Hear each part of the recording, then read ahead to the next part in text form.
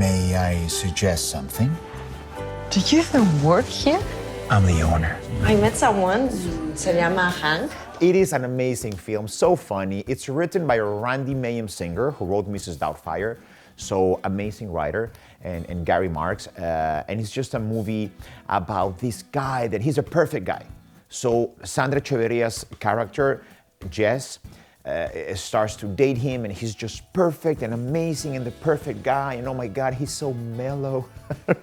Es como si un rayo me hubiera partido en dos. Hank es casi perfecto. Es apasionado y es amoroso y es sexy. Es un gran amante. And that's because, well, he takes medicine, certain medications for certain conditions he has. Mild bipolar, NOS, agoraphobic, hyperlexic, with OCD, GHD, ADHD, and cyclical Tourette's. It is remarkable that someone has achieved this level of success with meds. Then, of course, Sandra invites him to a retreat, and then, of course, they go to a deserted island, and he forgets his meds. When the meds start to wear off, se le empiezan a ir las cabras al monte. O sea, ¿no? We approach the character in a fun way because it's a rom-com, but really understanding and respecting what it means to have a mental illness. When you see the close-ups of the guy, or when you get near the face of Hank, you will see that he's really struggling. The condition is taking over him. He doesn't have control of that. I sat down with a guy that is bipolar, and I talked to them. I'm like, explain to me, how is your life? How does it feel when you're bipolar? Even though it's a rom-com and it's funny and whatever, we did research into that because we didn't want it to keep it very superficial. Who are you? My mom, she was a singer, and now she paints, and she's a composer. So she passed me the artistic thing through the umbilical cord. And that's very difficult to cut because you will die. You cut the umbilical cord, you die. But my dad, being a businessman, he wanted me to pursue business, but I didn't want to. So I wanted to study in Berkeley music. He was like, no, that's a bum's career. I'm like, what the Berkeley music, it's not a bum's career. No, porque quiere ser músico. And I'm like, no, you don't get it, you don't get it. And so he was like, you have to study a serious career.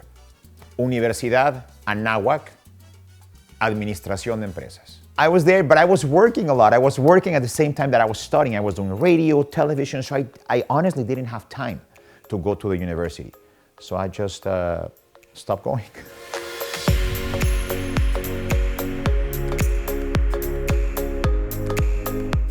Rocio Campo, my dear friend, called me and goes like, listen, we have the perfect story for you. And I told Rocio Campo, yeah, Rocio, but you know, they might call me from an American show and I might need to go and do a pilot.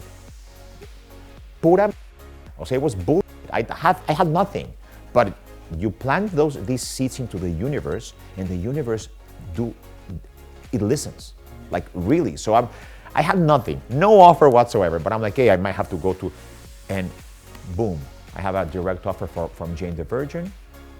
I take some time from Que Pobre Está Ricos. I come here, I shoot the pilot, it gets picked up, and then here we are.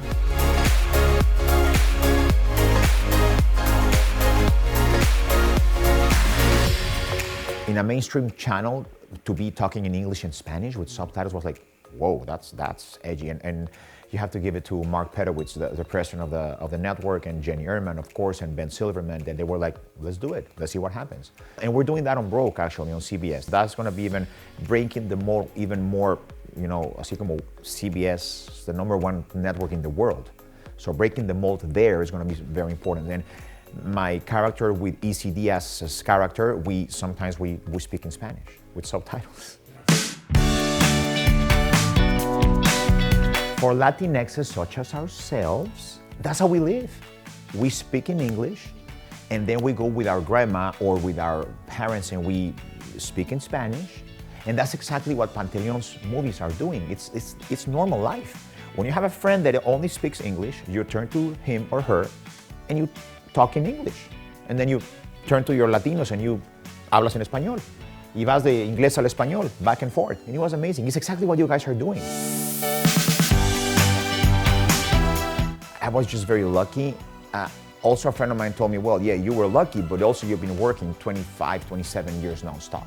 So eventually it has to pay off. I mean, es como que ya vienes remando y remando y remando. O sea, el barco tiene que salir, ¿no? Eventualmente. So I think it's a combination of luck, it's a combination of discipline, it's a combination of hard work. It's just a combination of several factors. ¿Qué estás drogado?